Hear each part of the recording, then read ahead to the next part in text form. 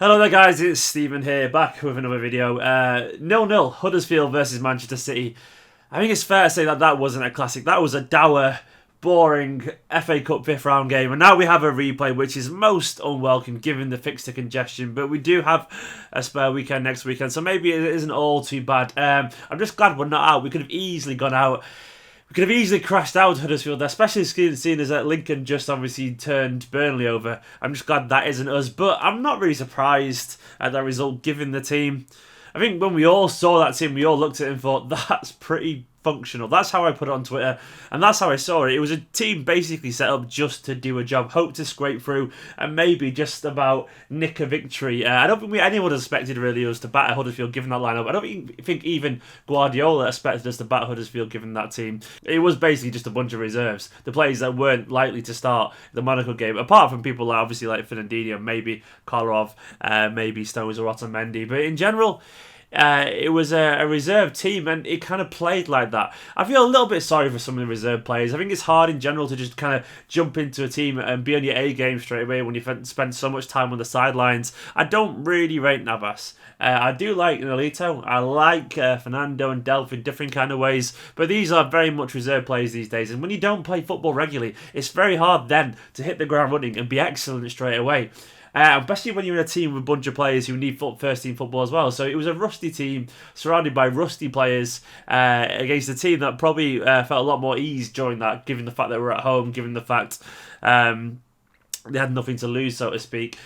So I'm not surprised. I'm not surprised it wasn't a great performance. I'm not overly disappointed. It was a bit crap, but I expected it to be crap. I expect more, obviously, from these players. But then I'm sure we would have got more if they were playing regular football. Though a lot of these players are the kind of players that just won't be starting very often these days, and we have to accept that. The whole thing, though, felt a little bit Pellegrini. You know what I mean by that? It felt a little bit dull. It felt like the thing we've seen a million times in the last couple of years where we just kind of toiled through the game and hoping for something special from one of the players. As it is, Aguero couldn't quite provide anything special. I thought he got a little bit better in the second half. First half, he was very quiet, looked all over the place, missed a couple of chances. He came alive a little bit for about 25 minutes and then kind of lost that spark a little bit as we tried to work things around him, but it didn't quite happen towards the end of the game. And I guess this is what happens when you put Fernandinho, Fernando and Delph as the midfield three as opposed to Silva, Yaya and De Bruyne from the previous game. It wasn't creative, it wasn't full of guile, it wasn't full of inventivity. Is that even a word? Invention, there we go. It wasn't full of flair or skill. It just was full of determination and legs and running. I like Fernandinho. I don't mind Fernando and Delph as backup players, but they aren't really going to create chances in the way those three players would do. And even up front, I think you kind of appreciated how good Sane and Sterling actually are on their game when you watch Navas and Nolito. Two capable players, two players who play for Spain and so on, so obviously decent little players, but they are not in the same level. They don't have that same natural ability, that same flair, that same pace, that searing pace. And you do wonder if Aguero still has that, even if he has what Gabriel Jesus offers at the moment. You could argue that maybe he isn't our number one striker these days, given that Gabriel seems to be ahead of him, which is crazy, but it could be argued that way. But anyway, yeah, it wasn't a classic game. It wasn't by any stretch of the imagination. It was a bit crap, if we're being totally honest. I'm just hoping now we're getting back to the Etihad, we get through there, we should win. But I understand why we rested so many players. The Monaco game is obviously huge for Manchester City. It's a massive game. And Monaco are going to come out as they are going to run. So we're going to need to be on our full fitness there. The likes of, obviously, Sane, Sterling, Silva, De Bruyne, Yaya. These players are almost undroppable these days. And these will be playing against Monaco, I'm almost certain. And I do wonder if we'll see like a false nine kind of situation too. Maybe Aguero won't start. Maybe we'll see Fernandinho in midfield. And then we'll see De Bruyne as a false nine kind of thing. He's done it before this season, and we could see that again.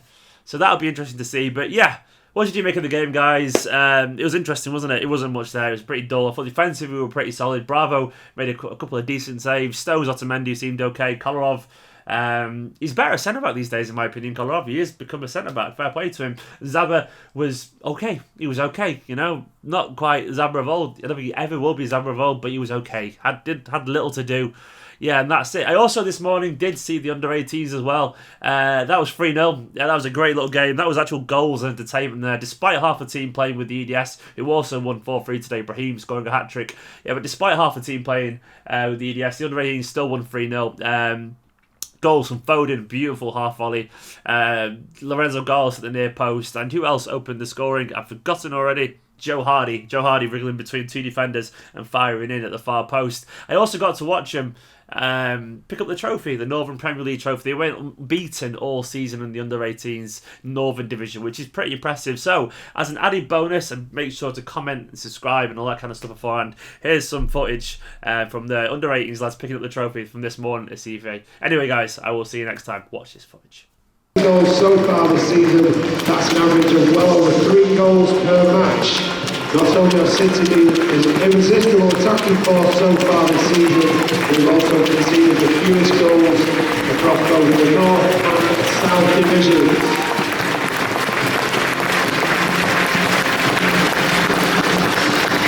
Lewis Blackshaw,